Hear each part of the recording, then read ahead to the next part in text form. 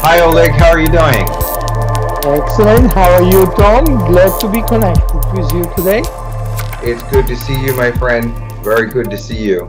So today we're going to do a video about, about the merging or moving into the metaverse and sort of transitioning uh, business in the future, digital content, and so on. So we're going to call this video uh, Cultivating the Pool of the Gifted. And this is based from something that you wrote in your book, AI Boogeyman.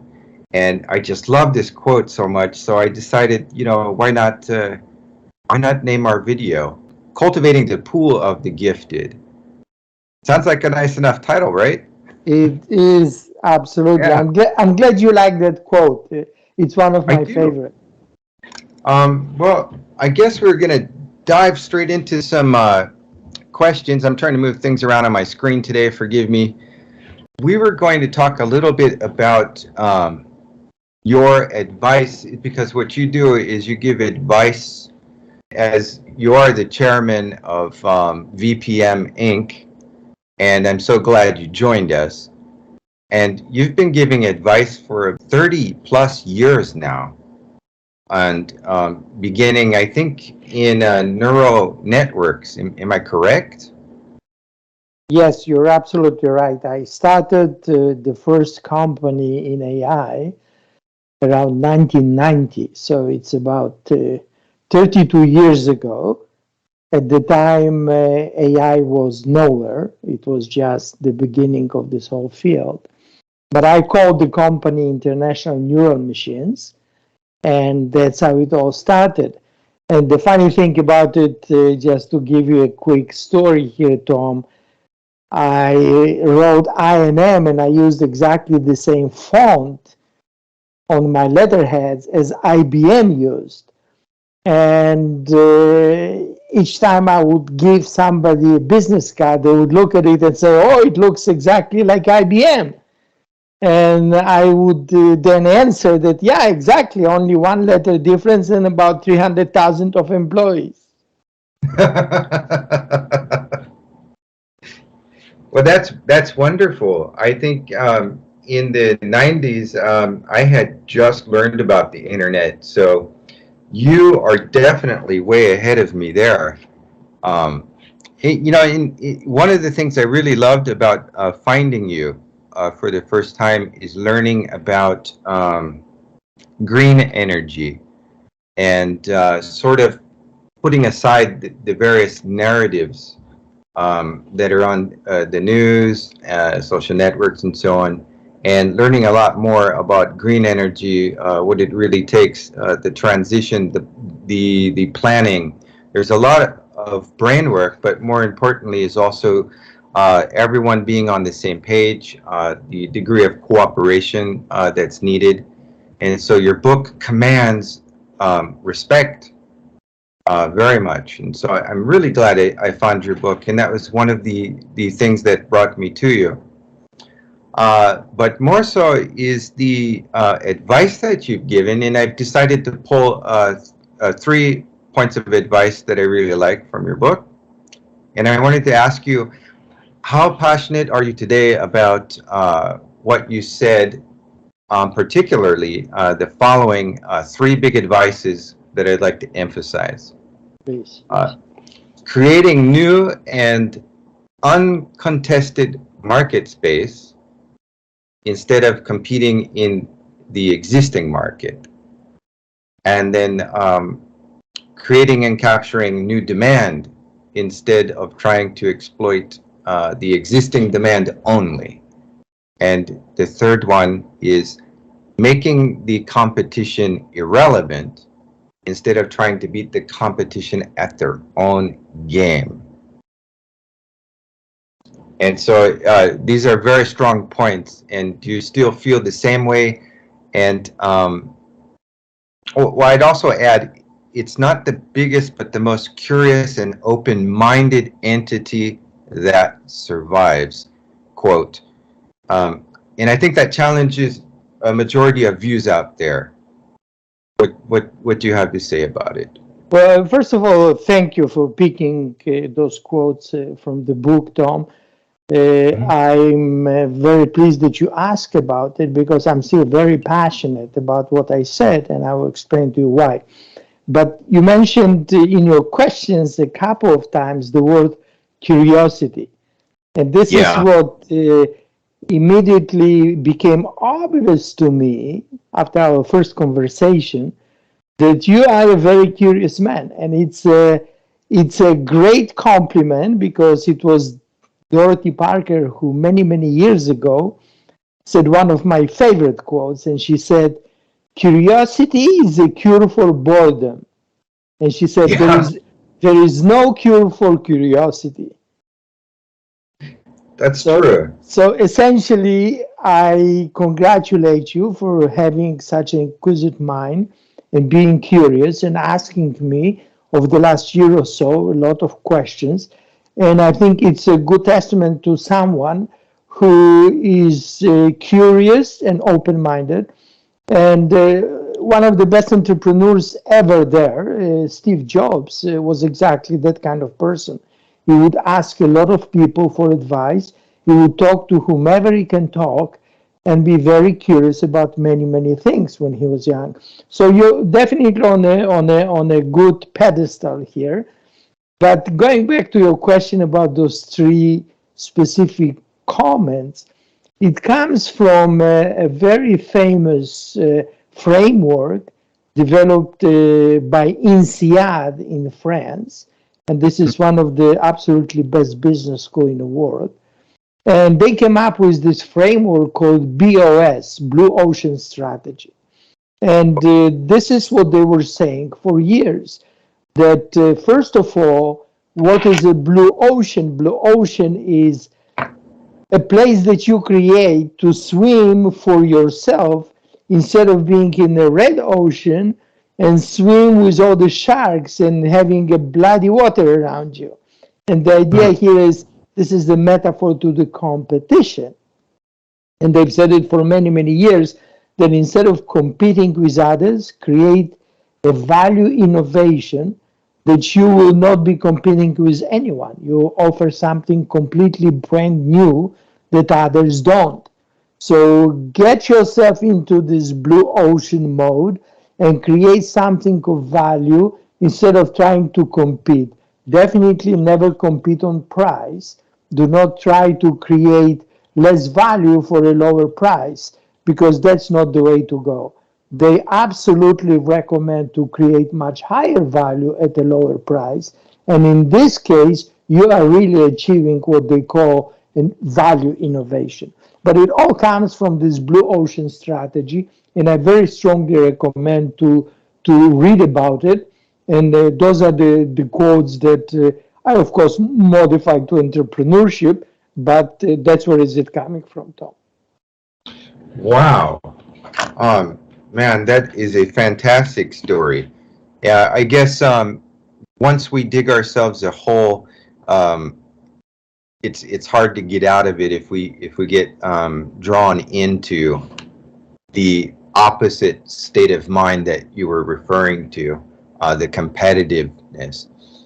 Um, I was thinking today, because we have a certain amount of time to do this video, and we can come back and do some more interviews if you'd like to. I thought we should delve straight into the heart of the matter today, which is the metaverse. Everyone's talking about this metaverse. It's a great marketing word, but what is it? Everybody's wondering, what is the metaverse?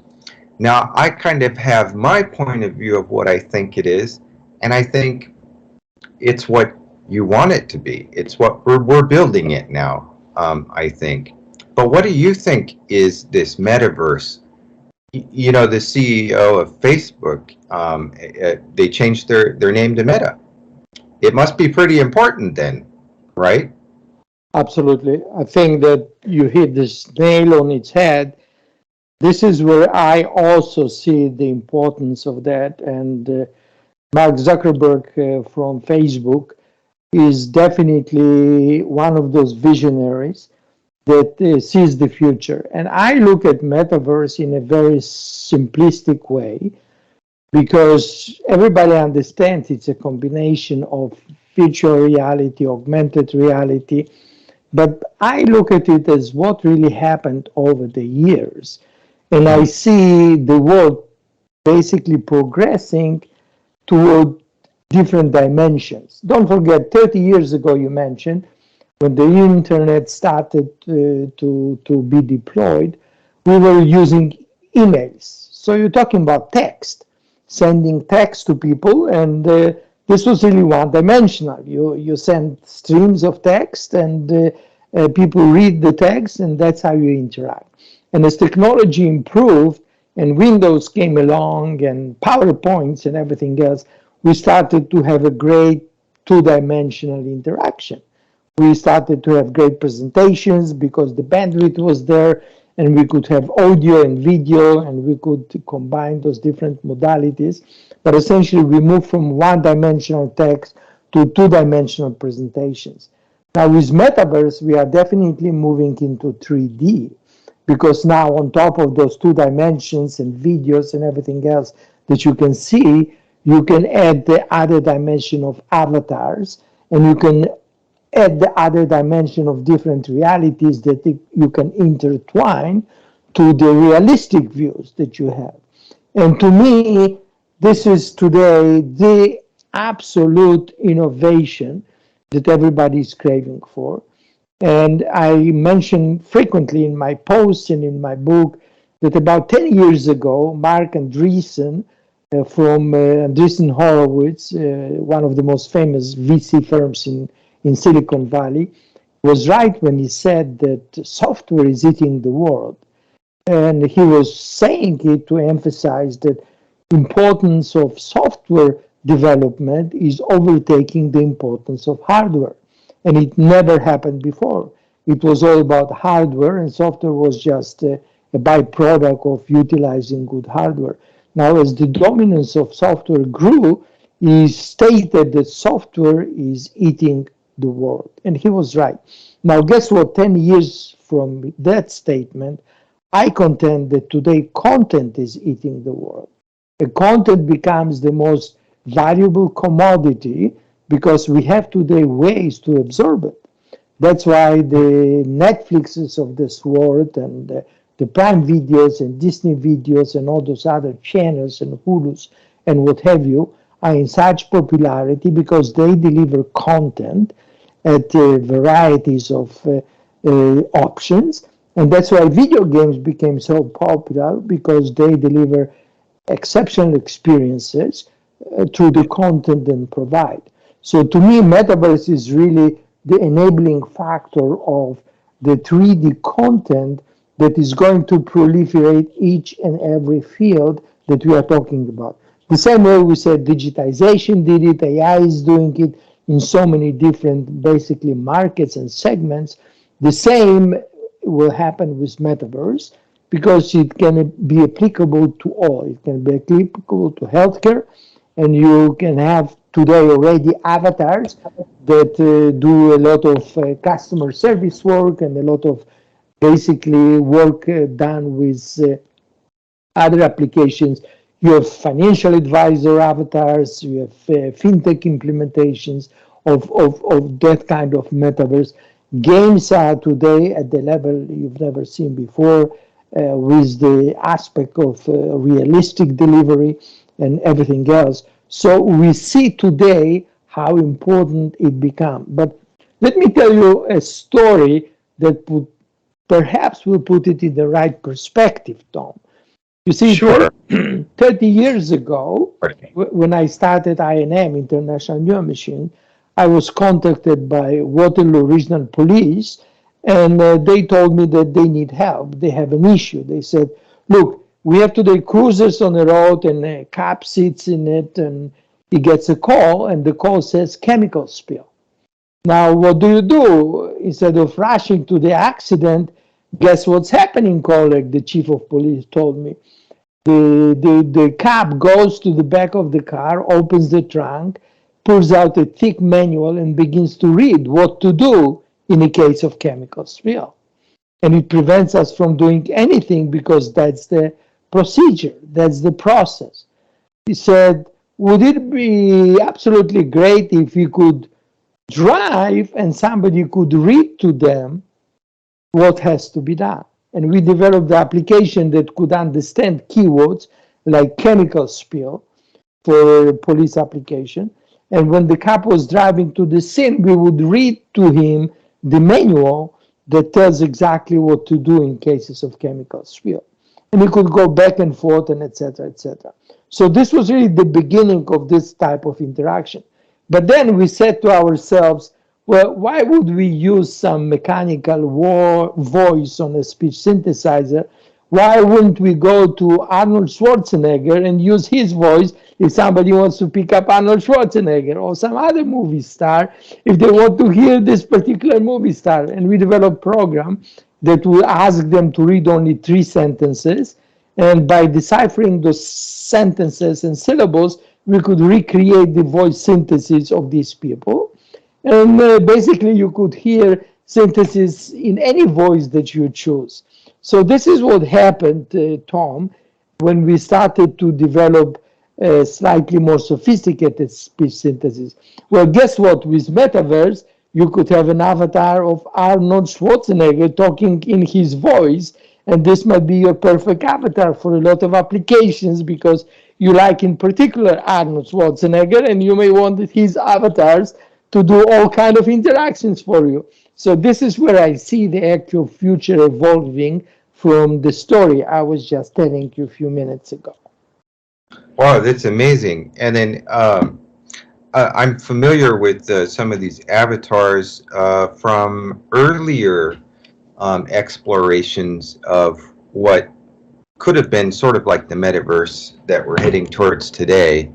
Is there was a website called worlds.com, and that was a website where you would have an avatar and you would explore these virtual worlds back then on your PC computer. And I tried that out for a while. I met a Japanese girl who was working in Essex in England. I met a number of other people over in the Philippines. In the, like you said, the rich experiences that we can have by interacting with an avatar in these virtual worlds is extraordinary. And I mean, the sky's the limit, and the technology as it evolves will allow us to do so much more, and it's evolving exponentially.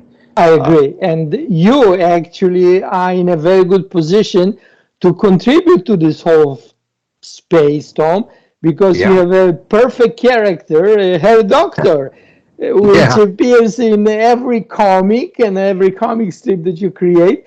And this is fantastic because I see a lot of those kind of characters coming to life and become intertwined with a lot of users, not only in gaming, but in everyday interactions.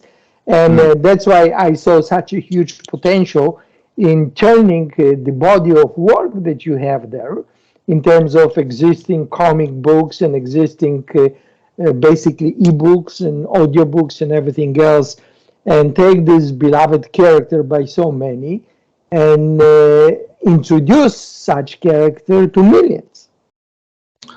Absolutely. And I mean, that character is so much fun because he's not necessarily expected to follow all the rules or conventions, and yet I think he's actually a pretty good guy. Look, I mean, behind the mask and behind everything else. But look, we see today technology catching up with all the creativity that you showed over the years, because you see the same goggles on his helmet, and you may have some brain reading apparatus hidden behind this mask, and there you go. You have the psionic side of it, and you have the goggles that can superimpose the VR and AR on it. So I think it's exactly where this space is heading. Well, it is, and so with the help of my audience and contributors, we funded a project to get some of these EEG headgear from Emotive, and this is a wonderful device right here. I augmented it a little bit, of course. I couldn't help myself. But it's a brain reading device basically, and we can interact with the computer and play video games, or we can use it for more serious applications as well. Which is the real fun about Metaverse, is it offers all of the above. The sky's the limit, and so there's a lot that we can do in terms of whether it's playing games or even playing games to learn another language, such as I used to use role-playing games for teaching English in Japan to almost all age levels, from very young grade school children up to seniors and working professional adults. And of course, going back to the what you were saying about, it used to be about hardware, and then now, we're advancing beyond that. It's amazing that, like as I just showed you these tools, what we used to use in the area of psionics was these old heavy boxes, the old, I can show you the wiring of these things, because it used to be very time consuming to put these together. And we have these wonderful wired boxes, but now everything can be digital, and it can be fun, like as in playing a game, such as the headband I just showed you. Well, look, it's not only games. I have to tell you that take the fintech and financial services, for example. Now, a lot of basically representatives of some of the largest firms, let's say in wealth management, they undergo courses of many, many weeks of preparation, how to talk to customers, how to react to specific customers, how to present specific portfolios to different customers. And they learn role playing by interacting with real actors. So those financial firms would employ actors who would come to those sessions, to those classes, and pretend to be a 60-year-old widow or somebody else who needs special attention, and help the wealth management, for example, folks, to craft a specific approach and to address those individuals effectively. Now imagine with Metaverse, you can do it all virtually, and you can have the best actors or the best avatars you would like to have for those kind of training purposes. So I think it could be huge from that perspective, and that's why so many financial firms and others are so much interested in seeing the evolution of this technology further. Yeah, I think so too.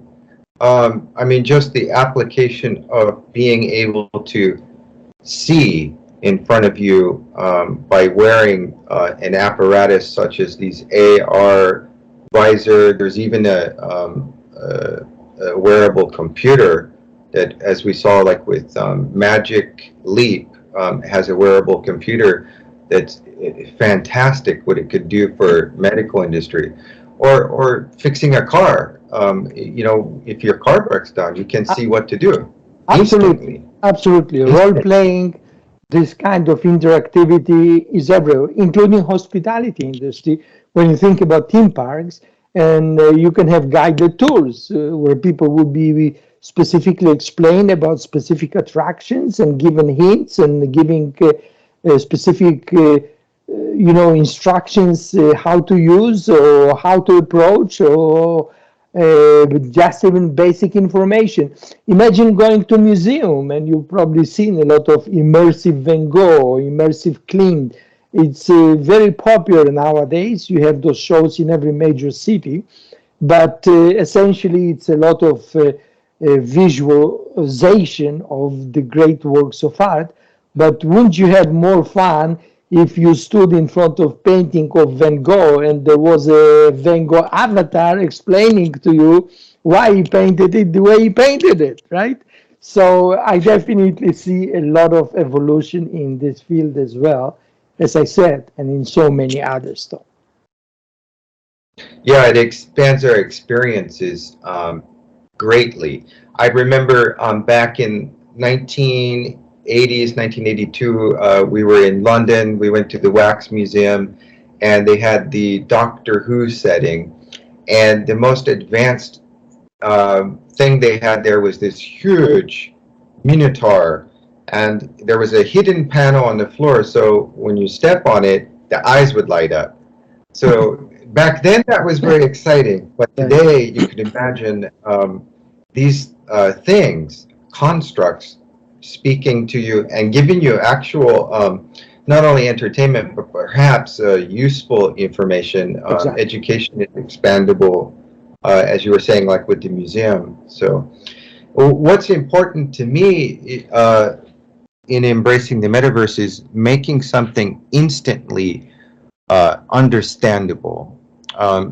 Because before discovering Metaverse, everything I had to do for my business was create a character that could take some of the edge off of the difficulty of learning metaphysics or intense meditation exercises. So I had to devise a character to present this and use role-playing as a strategy to deliver the lesson plans to my students, for which I have so many students who have enjoyed this wonderful character.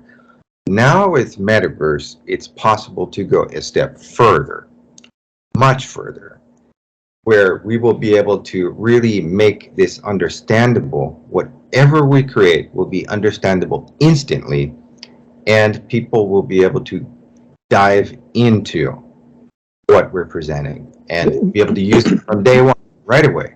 Very You know, good. like they say, plug and play. This will be the new plug and play for my business. That's a very good point. And I see, for example, today, Tom, a huge resurgence of religious applications. For example, you can see today companies raising $50 million to develop religious applications based on Metaverse.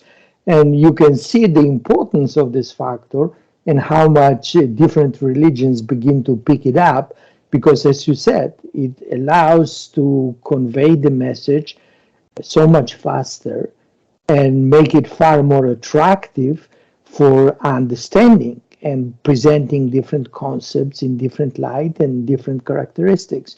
So I see today a tremendous resurgence of financing of various startups that develop religious applications, and it could be in different religious forms, as you mentioned. So this is another evidence how popular and significant the metaverse becomes. Right. In the past, reading a book I've always thought of as something of sharing the experience with the author, an appreciation for an accomplished work. And this is regardless of time. I mean, we could be reading a book about someone who wrote this book centuries ago. And now with Metaverse, imagine being able to read these ideas or see them and hear them, and the generation gap is gone. Everything is happening instantly in real time. And this is the real attractiveness of the Metaverse. I want to embrace this and move the next step forward, which is, of course, why you and I have come together to seek investors. And I thought we might talk about that a little bit in today's interview. Excellent. I definitely think that you are very well positioned today to take advantage of being at the right place and at the right time. And I've always said it for many, many years that when entrepreneurs are successful, usually it's because they are ready, they are prepared, they can pounce on the opportunity very, very quickly because they are completely prepared to do so. And also, they are at the right time, at the right place. And being at the right time and the right place, it's about 33% of success. So you can have everything else and you'll be only 60% successful. If the timing is not right, it will be very difficult for you to succeed. So the timing is definitely right. I see a company like VRilock, Psionic, Metaverse, very well positioned in a couple of areas. First of all, crowdsourcing and crowdfunding is also a brand new metaphor to investment that didn't exist a couple of years ago. And you have today ability to appeal to millions of investors worldwide. And for that reason, I recommended strongly to go to crowdsourcing on the creativity side, where people can relate to the kind of creativity you offer, and then explore as well other venues. Equity crowdfunding is one, and I see a huge potential with CVC, with corporate venture capital, for that specific reason. They are extremely motivated to work with startups like yours, not only because you are like-minded people, that they like so much people who think the same way they do, but it's a strictly also business opportunity for them to develop their platform.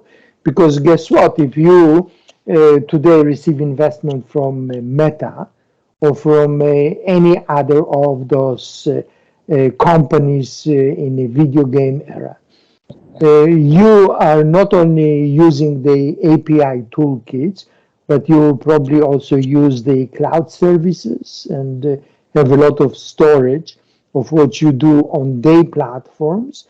And you will, of course, utilize perhaps their video game platforms and other source codes that were developed by them.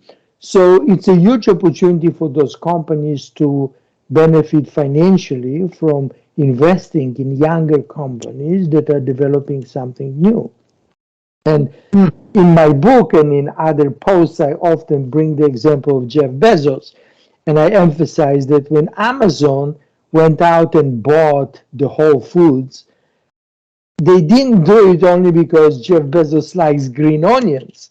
I said, yes, perhaps he loves green onions, but at the same time, after the deal was done, the Whole Foods is utilizing AWS services of Amazon, and they have a wonderful, basically, client who is utilizing a lot of cloud services and a lot of other APIs and toolkits that Amazon produced. And this affects the revenue side of Amazon because it brings revenue from those specific startups. And for that reason, I see a very symbiotic relationship between VRilock, Psionic, Metaverse, and those kind of CVCs that see it as a huge potential for basically creating win-win situations where you can develop your offerings much faster with their help, and they can generate additional revenue streams coming from startups like yours. And also, if the startup is successful and becomes a unicorn, guess what? There is also a very nice payback on exit. So it's a very good relationship for those kind of entities. And I'm not excluding venture capital, institutional venture capital at all. Usually those kind of deals are done through syndication, and there is a lot of venture capital institutional VCs that likes to invest with some specific CVCs, whether they come from the hardware side of NVIDIA or Intel or other companies that benefit from it. So I think that it's a great opportunity for VRilock to basically create relationship with those types of investors and also allow early supporters of your creativity to benefit from it. For example, I'm a strong believer in very advanced and very Solution? innovative. Okay, I'm saying that when you bring your offering to crowdsourcing, there's nothing that prevents you from being more innovative and more progressive than many of other offers. You're not only offering ability to purchase merchandise, digital merchandise, in exchange for contributions that investors make to your company, but you also offer, which I think is something very innovative, you also offer a grand prize in terms of lottery draw, and you create excitement because offering a 10% of funds being raised as a grand prize for one of those investors. I think it's a fantastic, basically, enhancement to the whole process. And when you think about it, if you have 10,000 investors investing $100 each, you manage to raise 1 million for your specific campaign. And guess what? Then you create 10% out of it, big prize that is awarded to one of those supporters, which I think adds another dimension of excitement to this whole process. And I'm a big believer in creating very exciting offerings and bringing some innovation in this process as well, Tom. Absolutely, and I think that's a very fun way to participate in the development of something new, is that our subscribers can cash in and get something back that makes them feel like they're part of this project as well. I think that's wonderful. It gets people very excited about the prospect of where this is all going, and it gives people a reward. So I think that's a wonderful, wonderful idea. It's brilliant, brilliant idea. Thank you, thank you. And I was going to ask you, when you talk about probabilities, Tom, don't forget, you go today to major lotteries like 649 or any other, the probability of winning the grand prize, it's about 1 in 14 million. Well, guess what? yeah, If you raise 1 million from 10,000 investors, the probability of winning this kind of prize is 1 in 10,000. The odds are much better than 1 in 14 million. it is. So it creates additional layer of excitement. Yeah, those are better odds for sure. Very good, very good. Oleg, I don't mean to get technical, but I do actually have a question about how does it work when we share, one of our ideas is to share cloud with investors, so that I believe the idea is that our content, our digital assets are available, and we're on the same page about what we have to share with investors, and so that they can have some confidence in accessing those products that we want to use. So it'd be like a cloud sharing system, right? Absolutely, and I see a huge potential for basically Psionic Metaverse, Tom, to create this kind of subscription in the future that would allow this specific access, and it will be all well managed, and there could be all kind of layers of rewards based on subscription as it evolves. So the potential is huge. And this is what a lot of companies need to really take very, very seriously. Look what happened just a few weeks ago to Netflix, when company dropped 40, 50, 60% of its market cap, only because they predicted to have much lower subscriptions in the future, saying that the number of subscribers was disappointing. They didn't meet the targets for the quarter, and they anticipate that it will further decline in the future. Well, guess what? If you are not innovating your subscription model, if you are not adding additional excitement, and if you are just competing with other services who are identical to yours in a way, you are in the red ocean. Going back to your first question, you didn't create your blue ocean that would differentiate your position.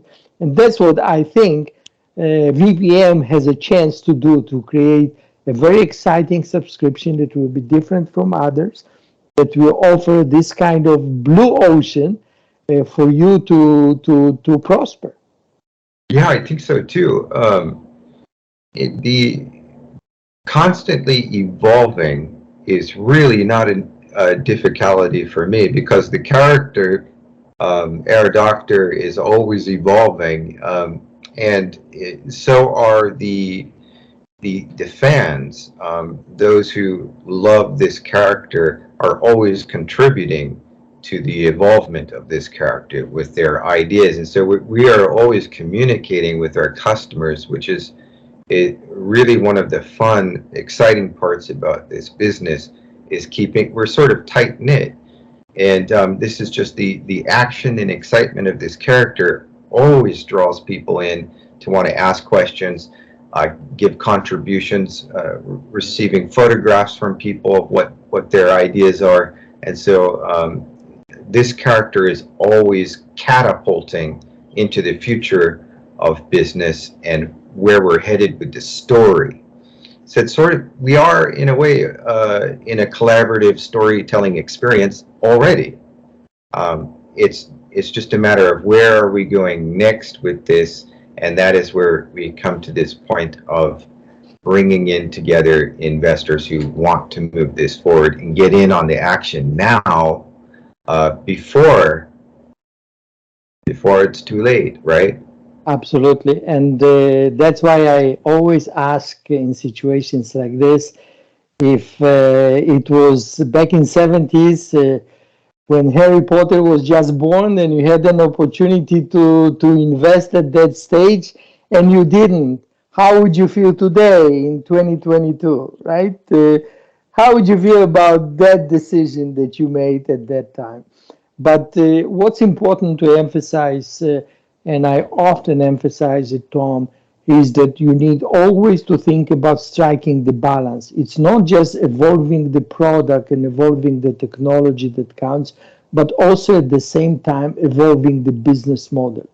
And business model innovation is as important as technology and product innovation. And this is my role, really, to emphasize this point and to see that there is a healthy balance created between those activities. Yeah, I would like to know a lot more about evolving the business model. That's absolutely where my focus and attention is on right now, is how do we transform? How do we do more and better?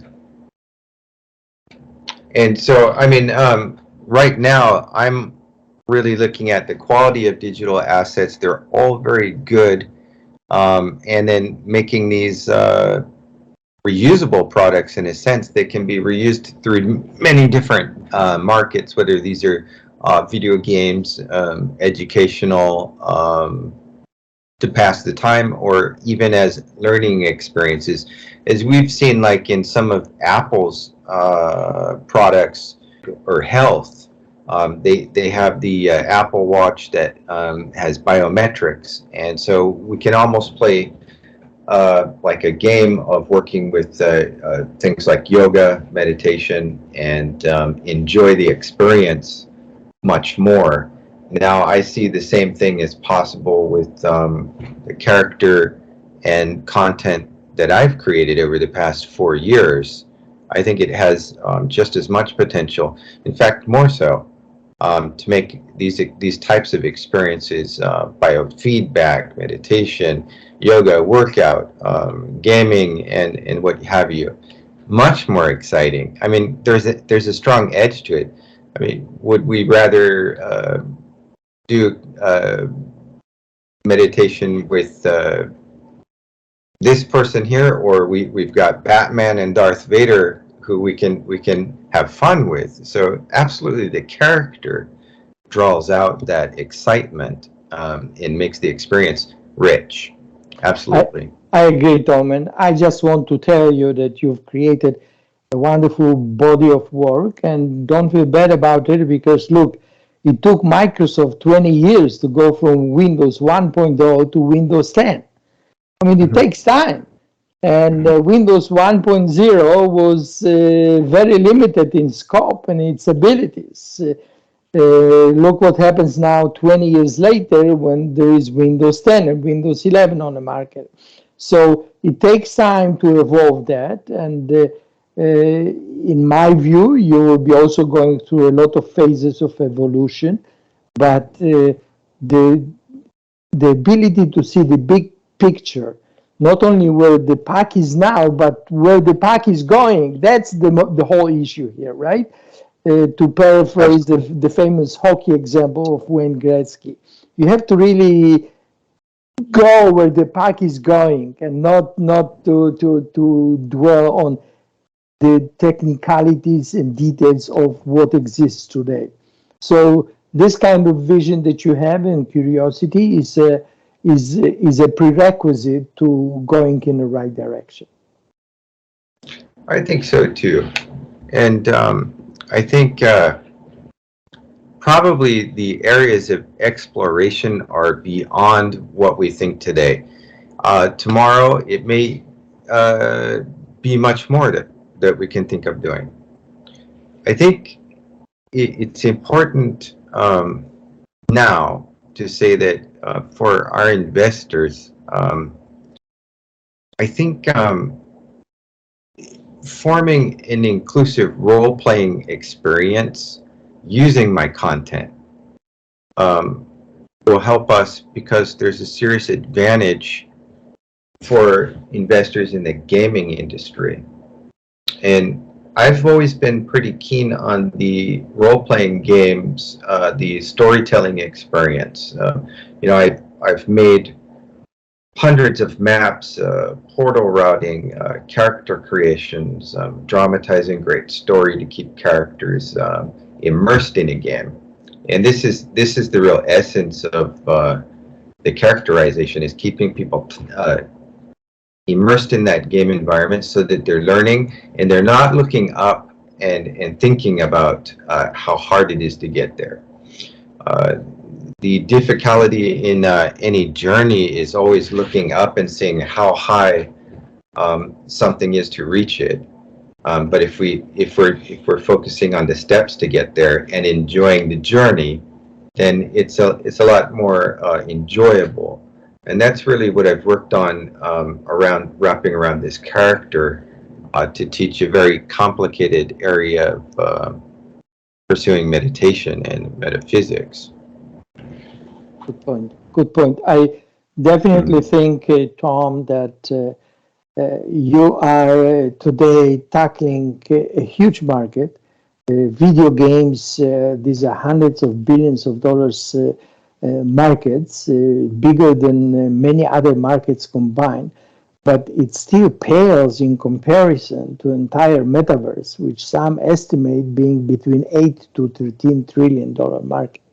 So these are huge opportunities, and you're absolutely right to focus on a very small subset on games, because that's what you're good at, and that's what you've done, and that's what your existing collateral is already there, allowing you to evolve. And that's the right strategy. But knowing how big the market is a fantastic growth opportunity. And of course, I envision many rounds of financing. This is just the beginning. A lot of companies, they start with pre-seed or seed stage investment. They go to crowdsourcing and they get some initial support getting there. But this is how you develop the base of loyalists that will be with you and support you in those journeys.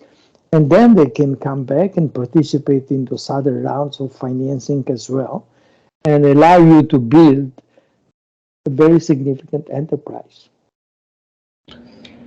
Well, I think that we're onto something very wonderful in Metaverse. I'm still defining what it is. I think as we began the conversation, it's really about what we're building now is going to determine what Metaverse will be. And at the moment, we're sort of imagining it. what it's going to be. But the tools are there. Um, it's just a matter of bringing the right people together and moving forward. So I had a couple of questions that are a little off subject, if you don't mind, Oleg. Go ahead. I understand I, it's already late, but you know, ask those questions. I'm here to answer them the best I can. yeah, we're approaching the hour, and so I have a few minutes left. And I was going to ask about what do you think is going to be the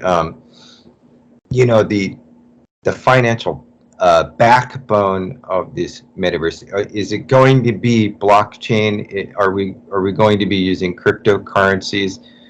Is there really any difference between these cryptocurrencies and these NFTs, or are we going to have digital cash? Um, should I take that cash out of my mattress and convert that into Bitcoin or something, or what do you think? Well, I'm a huge believer in blockchains, and I'm a believer in blockchains for a simple reason. Fraud is a big issue. Right. And without something as fundamental as blockchains, it's getting more and more difficult to prevent fraud and to preserve authenticity. So whether people like crypto or not, and whether they are dead against competing with regulators and going head to head in those prolonged battles with them, it's a different issue. Blockchain, in my mind, are the real backbone of the evolution of something that is far more secure, far more authentic, and we'll see how NFTs are evolving and other sides of this. But in my opinion, blockchain is definitely there to stay. I think everyone should invest in VRilock coins. Well, especially after last week when some of those coins didn't do so well, I would advise a word of caution. So let's focus on her doctor and not his coins at the moment. I agree. It's better safe than sorry in when it comes to digital currencies. That's for sure. Um, Oleg, I wanted to thank you for joining me tonight, and hopefully we can do this again. My gosh, the time has already flown so quickly. We're having so much fun. We are at about the top of the hour. Is there anything you'd like to add to our conversation about the metaverse to encourage people to take a look at it? I definitely would encourage everyone to look at Indiegogo and your present campaign, because this is the way to move forward. And by enabling you to start creating traction, opens a lot of doors in front of institutional VCs or corporate venture capital and etc. because they look for traction. You have already today traction in terms of content that you created, which is very good. Now it's important to show that there is really support for what you're doing, because in a way, what you've done with going on Indiegogo side and starting the campaign, you got out of the building and you go out there and you test the validity of your hypothesis. You say, I can do A, B, C, D. Let's see how people vote with their wallets. So I think that Absolutely. it's very important to remind everyone that it's extremely important to support those kind of activities, and that it can be just the beginning of something much bigger to come. And I basically am extremely grateful for you approaching me and inviting me to join your advisory board and share with you my life experiences. And I will do to the best of my abilities to help you on this exciting journey. Thank you, Oleg. You know, it's not every day that your favorite author gets to be your advisory chairman. Thank you. This is very kind, and I'm glad you like the book. I know that you quoted extensively from that book, and I couldn't be happier to see that it's extremely gratifying. Thank you for that, Tom. Absolutely. So we'll put a link to the Indiegogo, and how about a link to your outstanding book, AI Boogeyman? How about that? Please, Would you like this would be fantastic. It's available on Amazon. People can get it in paperback or in basically a digital version. I'll be delighted to share basically some comments with readers and viewers, and let's make sure that the campaign on Indiegogo today is a huge success, Tom. Absolutely, will do. All right, Oleg, thank you so much for joining me, and let's get together and do this again soon. My pleasure. All the best. All right, bye-bye. Bye.